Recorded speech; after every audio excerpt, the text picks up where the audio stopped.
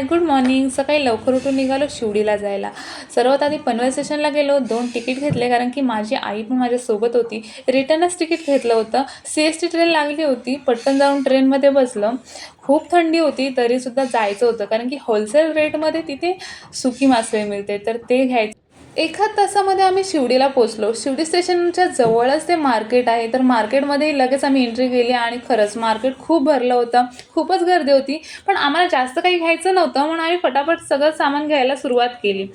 याआधीही मी इथे आलेली आहे आणि खूप होलसेल रेटमध्ये इथे मासळी मिळते, तर तुम्हीही नक्की या. खूप साऱ्या प्रकारची सुकी मासळी होती. सर्व एक एक करून बघत होते.